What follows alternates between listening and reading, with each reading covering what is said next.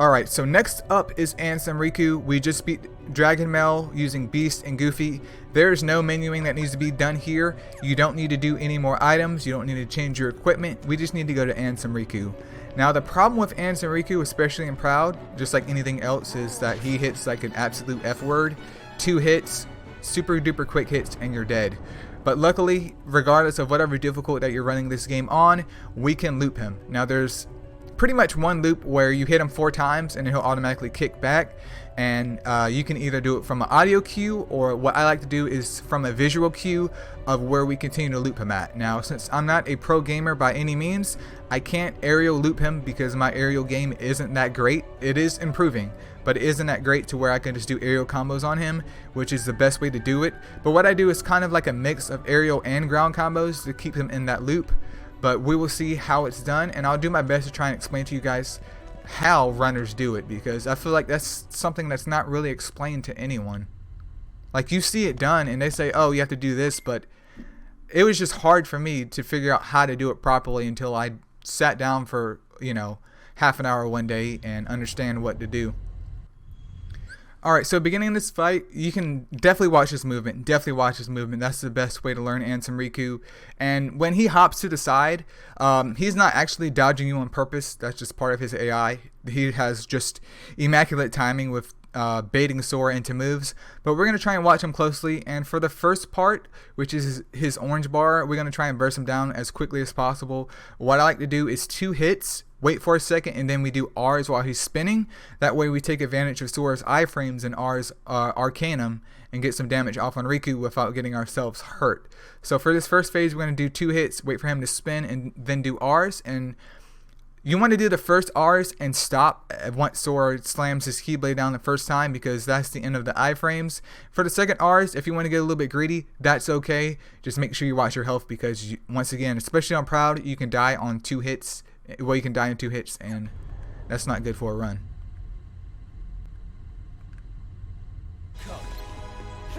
So bait him, wait for the spin, and sometimes he will just ignore your moves.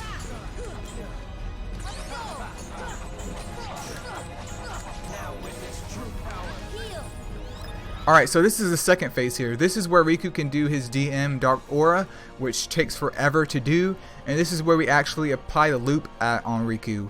Now, it's very hard to describe, but basically what we're going to do here is 4 hits, only 4 hits, and on the 4th hit, Riku should automatically spin if this loop is done properly, and we're going to keep him into that loop of where he constantly kicks back from Sora's moves. And if done properly, you will take little to no damage. He won't DM, and you can just loop him until he dies. This is the best way to take Ansem Riku out, because Dark Aura is a waste of time. It hits too much, long animation, potential to die as the battle goes on, and it's just a bad time. So I like to make sure that he spins 1 time first, and then I start the loop. That way I know that his hit count has reset. And like I said before, I do kind of a mix of an aerial / ground combo. Obviously, full aerial combos are the fastest, but I'm not that pro gamer, so I do a mix of it. But this battle is really easy, especially for the loop part, because basically what you want to do is, after he spins, you're going to let go of your analog stick, just jump in the air with Sora, hit him once, pause, do 3 hits, and that should loop him. After he loops and he spins around, I like to watch the blade. I like to watch the trail of his blade, his Keyblade. Once it like flicks back like towards Sora, then I'm already back in the air, hitting him 1 more time, pausing, and doing 3 hits again. So we're gonna try this out, and hopefully you guys can see what I do here. But with the loop, I personally don't touch the analog stick because it ruins it for me, because I'm trying to have Sora aim. When with the loop, naturally, because Riku isn't moving that much, Sora hones in on him with no problem. Alright, so it's just extremely difficult to talk while doing this loop, and there has just resulted in a lot of deaths trying to explain what I'm going to do here. But once again, since he's in the second part, which is when we begin the loop, once you find a good opening, which I prefer to do it when he's like doing his sidestep and he does like the slam down of his Keyblade and like the waves come out horizontally, I like to jump in the air at that point, let go of my analog stick, and let Sora guide me, where basically we're going to hit him pause for a second and then do 3 hits, and that should probably loop him, and you continue to do that. But a good way to know how to do that Q is either through his which I don't rely on because sometimes he just never says anything. But once again, I do rely more so on his blade trail or his sword trail of when it flicks back towards Sora after he's spinning when I try to apply the loop again. It's just very difficult to talk during the loop because the timing is not extremely precise, but it is precise enough to where if you mess it up, he's going to break out of the loop and he's going to do Dark Aura and you're in for a bad time.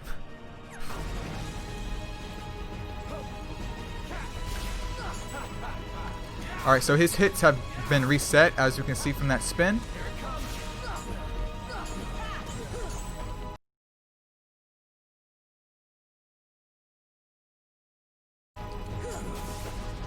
And sometimes he will ignore it. That means your timing was off.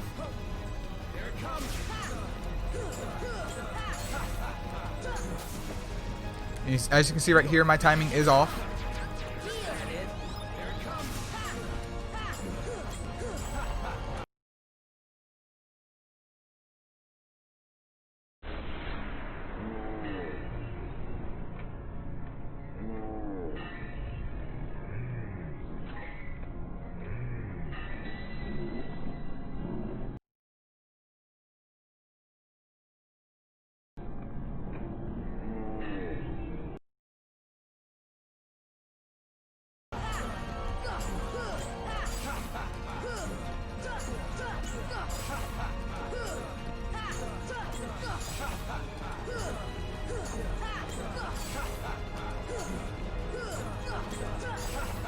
Keep in mind, I'm not touching anything but the attack button. And he's down. That's it. That's it. I literally did not touch my analog stick at all. All I did was circle, 1 hit in the air, and then 3 hits of X, circle, 1 hit in the air, and then 3 hits of X, and that's Ansem Riku. Now, obviously, there is a better way of doing it if you do it via aerial combo, but do what's comfortable for you. Some actually just do a full on ground combo, and that's great as well. I personally just like to do the 1 air hit and then I do the other ground hits because that's the most comfortable for me at this level. But if you're having issues with the loop, feel free to leave a comment below. I can try and give you as much advice as possible. I definitely love sharing anything that I've learned personally from these runs. And you know, if you're on Twitch, YouTube, whatever, just let me know. I would love to pop in the stream and give you any advice if possible. If you're thinking about picking up running this game, and it doesn't matter what category. Like, I'm totally down for helping out another fellow KH player / KH runner. But we're gonna go over here and get out of Hollow Bastion 1. So we're gonna drop down and make sure you exit out of this way and not jump all the way down, because you have to take the little elevator back up, and that's a time loss.